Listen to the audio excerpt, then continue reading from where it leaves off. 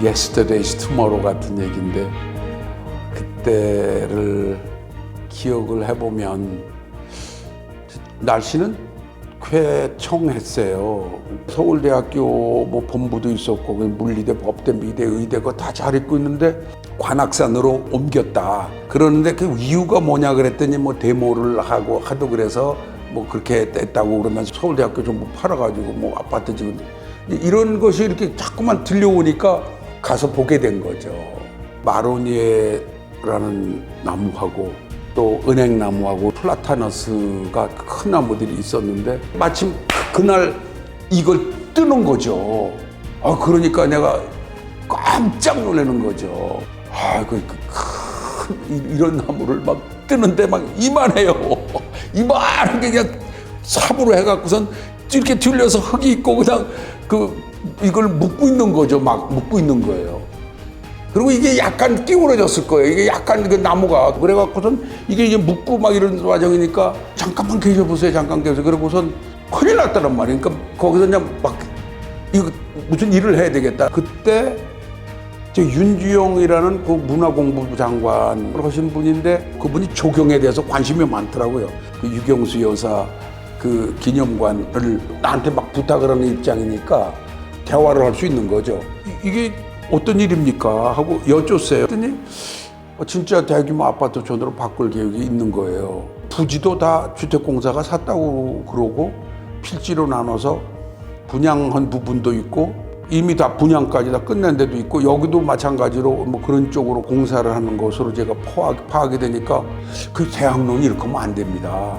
이게 굉장히 중요한 자리입니다. 이렇게 도시라는 게 흔적이 없이 그냥 막 하면 안 됩니다. 제가 늘 얘기하듯이 산맥도 살려야 되고 광맥도 살려야 되고 자연도 살려야 되는데 이게 문맥 중에 또 문맥인데 이걸 이렇게 하면 안 됩니다. 그랬더니 구자춘 시장한테 얘기하는 게 좋겠다고 연락을 해 주신다는 것 같아요.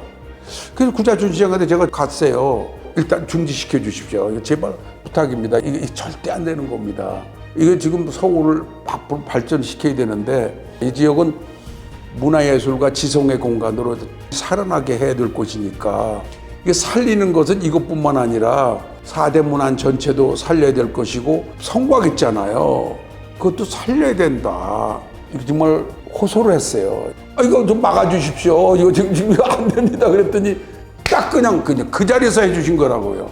그래서 두 가지를 다 얻었어요. 성곽도 살리는 일을 그분이 금방 하셨고 그 다음에 이것도 중지시켜 주셨어요. 그때 안 갔으면 어땠을까 하는 것은 그건 뭐 하늘에 맡기는 정말 윤주영님 감사드리고 구자춘 시장의 그 판단력에 감사드리고 그런 거죠. 역사라는 게 공간과 시간과 이런 것에 다 함수 관계로 일어나는데 공간을 없애버리면 그거 안 되잖아요. 우리가 너무 많이 흔적을 없애서 이건 절대로 안 되는 거다. 유럽의 그 많은 도시들을 보면은 지금도 아름답고 뭐 르네상스 때 뭐 시에나를 가서 본다든가 뭐 물론 플로렌스는 물론이고 피사에 사탑 있는데 가본다든가 뭐 로마에 가본다든가 뭐 파리에 뭐 이것저것 다 빅토 유고가 살던 집을 가본다든가 그건 뭐 미국도 짧지만 거기 가본 마운본이라고 조지 워싱턴이 살던 집이라는 이런 게 다 살아서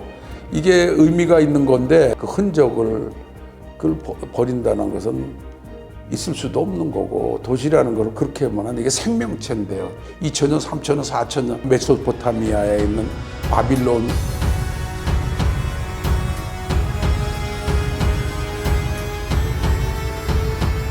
바빌론 전에 있는 우르라고 그러는데 우르기라는 데가 있고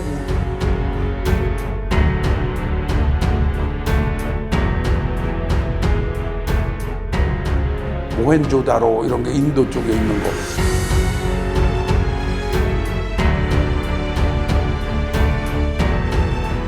이런 게 굉장히 중요하단 말이죠. 그래서 이거 뭐 살리는 것은 마땅하죠. 거기에다 문화예술진흥원이라는 것이 서울대학교 본부에 들어가 있게 됐단 말이에요. 근데 당시에 최창봉 문화예술진흥원 사무총장님한테 가서 이 얘기를 나누라. 그러셔서 이제 가서 뵀더니 이분도 이 중요성을 금방 알아들으시는 거예요. 그냥 아파트 짓고 이렇게 하는 것은 아니 되는 걸 알고 계셔서 이미 팔았던 필지도 오히려 되찾게 하고 제가 마스터 플랜을 짜가지고 건축이 돼서 오늘날 대학로에 이제 탄생이 되는 건데 대학로라는 그 지역 전체가 앞으로 우리나라의 문화예술을 본류라고 그럴까? 그런 대로 될 수도 있겠다는 생각을 그때 가지고 도시 설계를 제가 한 거죠.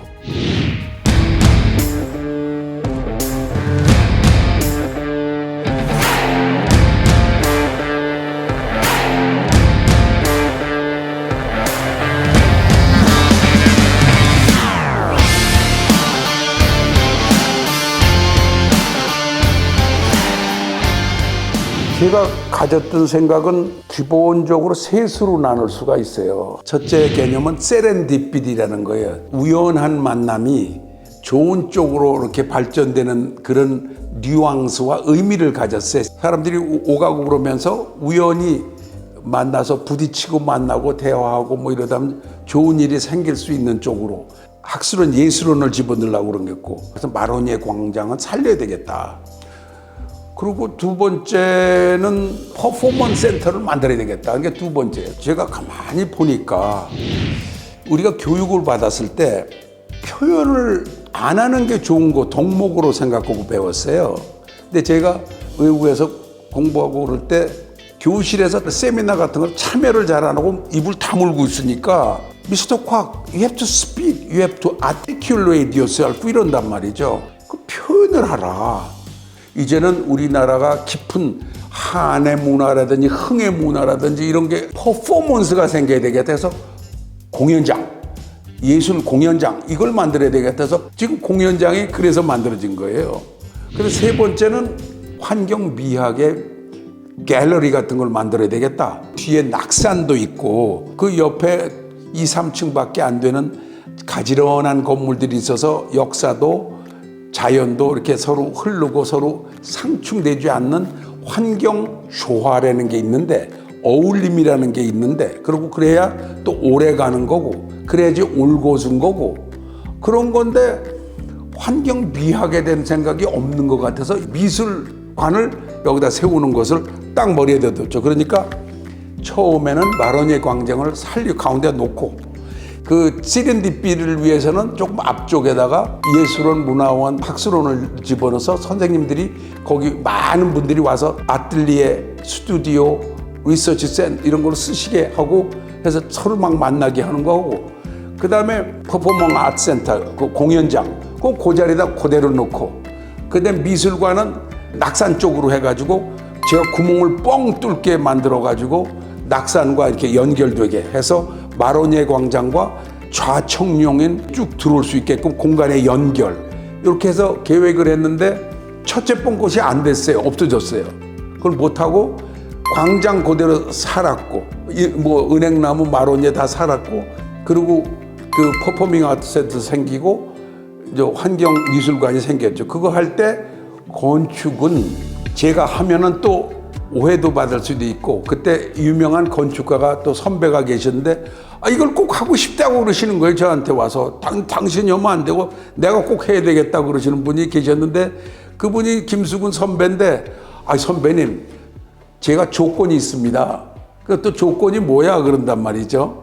그래서 그거는 제가 만든 요거를 다 넣으시고 그 자리에다 마스터 플랜에다 도시 설계한 거 넣으시고 건물은 기존의 대학로하고 같은 그런 스케일로 하시고 건물은 이렇게 하고 퍼포밍 아트 센터는 대학로 이렇게 가는데 90도로 돼서 사람들이 이렇게 안 되니까 45도로 트시고 그리고 미술관도 2층, 3층 정도로 하시고 구멍을 뻥 뚫어서 낙산이 이렇게 되게 하면서 마로니에가 연결되도록 하는 게 그게 조건입니다. 그렇게 내가 그래서 그때 형님 그래서 형님 하세요. 제가 지금 할 수도 없고요. 하세요. 그래서 그 도시 설계 개념과 건축의 기본적인 스케일, 재료 이런 것을 김숙인 선배한테 드려가지고 그분들이 맡아서 하셨죠.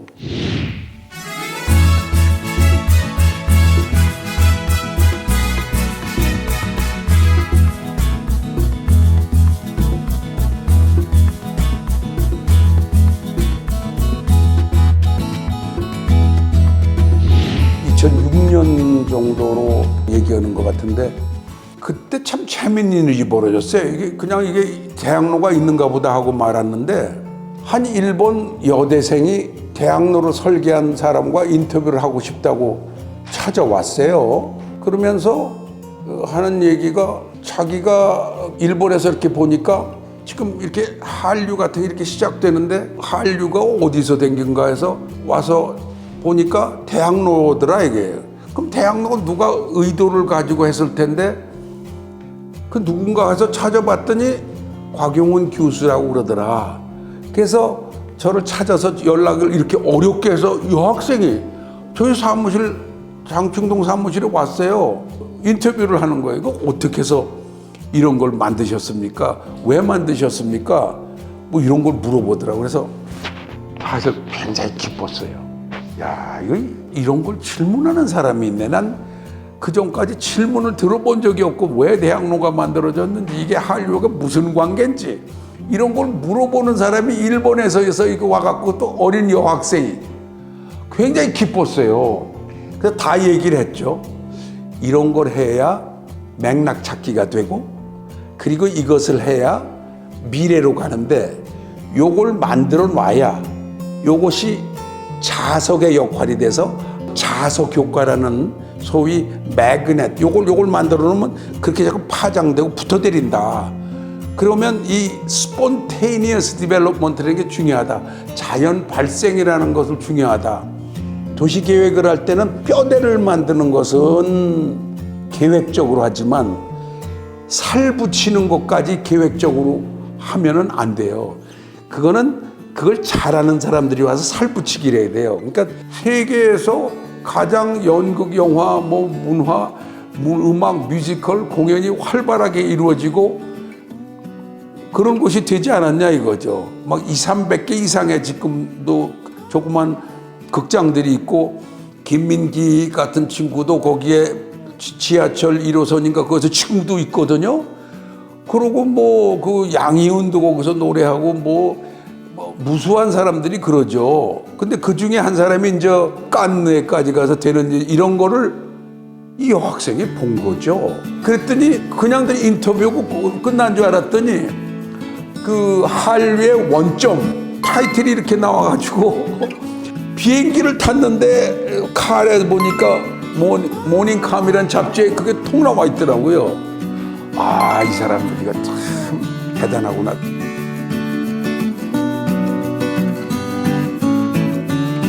그래서 내가 그걸 보고 교육이 이렇게 중요하구나.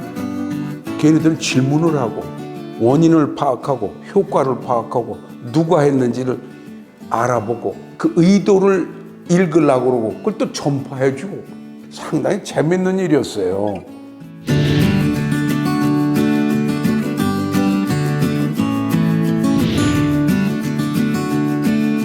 어떻게 됐을까?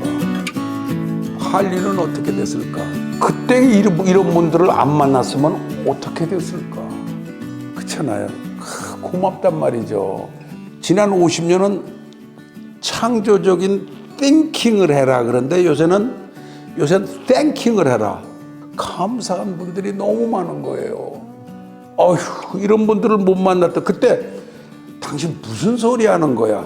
이 사람이 이거 무슨 한국의 물정도 모르고 돈이 어디 있어서 이런 걸 한강을 하고 막 그러냐고. 그렇게 만약에 시장이 그랬다면은 끝나는 거 아니에요. 지금 이미 다 땅도 팔았고 지금 나무 옮기고 있는데 그 곽 교수 그게 다 이상적인 생각이니까 그냥 그렇게 그냥 넘어가시오. 이럴 수 있잖아요. 최창봉이라는 사람 사무총장이 지금 이미 문화진흥원 와서 이제 극장에서 돈 받아가지고 그걸로 문화진흥원하고 좀 논아주고 그러는 건데 야 거기다 아파트가 많이 서야 되지 이렇게 했으면 그냥 끝나는 거 아니에요. 반대를 아는 사람들을 둘러싸 했으니 이게 행운이고 나의 행운이 아니고 서울 사람들의 행운이고 대한민국. 그래서 그런 분들한테 감사하고 그 만든 사람들은 내가 말할 나위도 없죠. 그 벽돌을 붙이고 그런 사람들은 그 사람들은 잊어버려서 되겠어요. 참 감사하죠. 말을 못해요. 지성과 문화의 그 움터가 되는 공간으로 그 앞으로 이제 더욱 더 sophistication 세련되고 성장해서 정말 한류가 그냥 벌써 이만큼 성장을 해서 세계가 알아주는 걸로 된 움터가 됐는데 더 다른 면모를 보기를 좀 많이 기대합니다.